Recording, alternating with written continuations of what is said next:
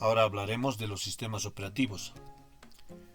Primero, un sistema operativo gestiona el hardware y el software de una computadora. Maneja dispositivos facilitando la comunicación.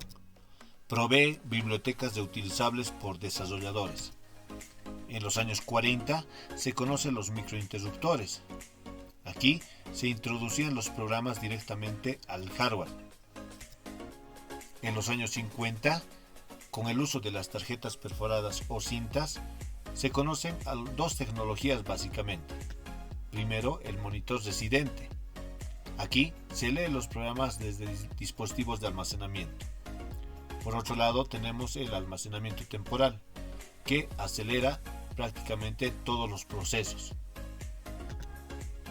En los años 60, con el circuito integrado, tenemos las tecnologías de multiprogramación, en donde los recursos se distribuyen para ejecutar tareas. El tiempo compartido distribuye tiempos a un grupo de usuarios. El tiempo real procesa tareas y cuando éstas fallan también se los registra como tareas fallidas.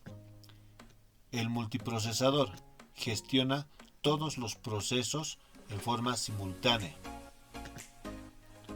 En los años 70 hacen su aparición los sistemas operativos como Unix, Multics, BDOS y el CP/M. En los años 80 tenemos el C, el Sun de Microsystem, Amiga OS, el popular MS2 y Mac OS. En los años 90 tenemos el proyecto GNU de Linux, Solaris y aquí empieza a aparecer toda la familia de la empresa Microsoft, en este caso el sistema operativo de Windows, en sus diferentes versiones.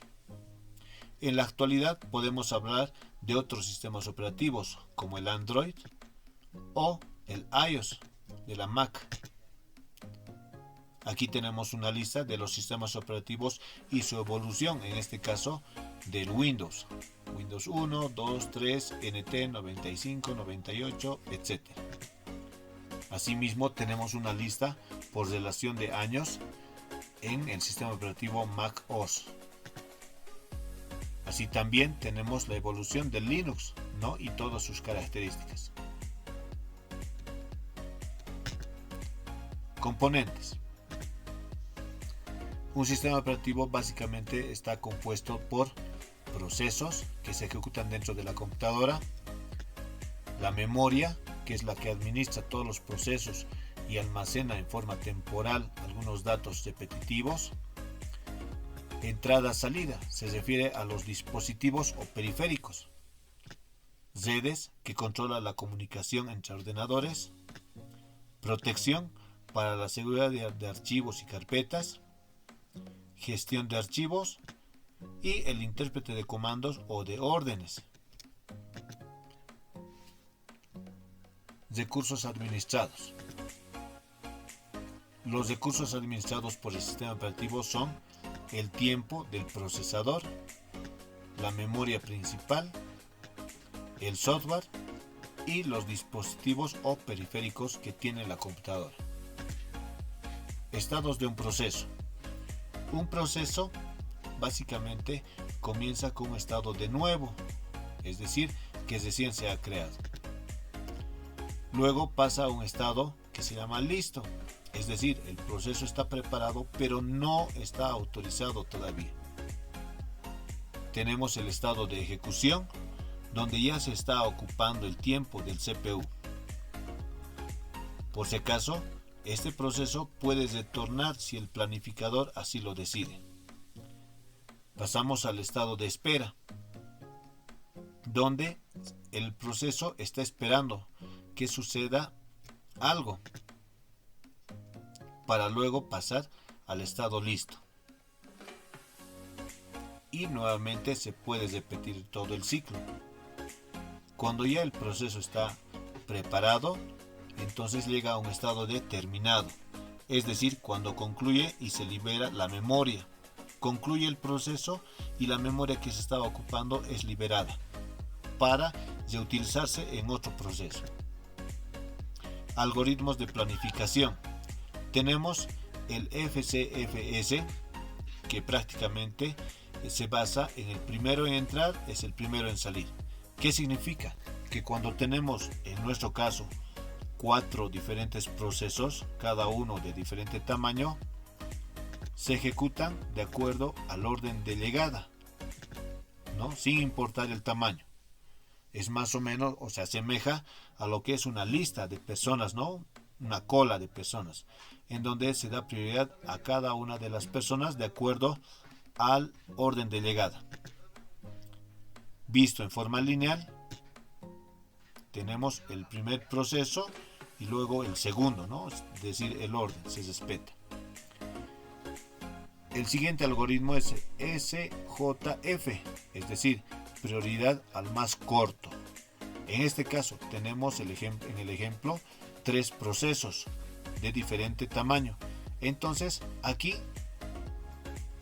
el sistema operativo selecciona los procesos y da prioridad al más pequeño.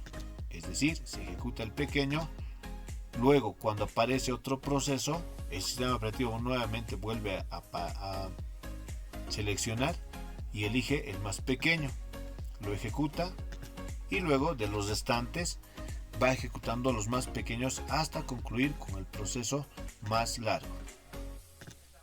Visto en forma lineal, podemos observar que se ejecuta primero el proceso más corto y luego el más largo. El SRTF da prioridad al más corto. ¿Qué significa? Que se ejecuta un proceso grande, pero en cuanto aparece un proceso más pequeño, el sistema operativo detiene la ejecución del proceso más grande, dando lugar a la ejecución de los procesos más pequeños. Y luego el proceso grande obviamente se va a ejecutar.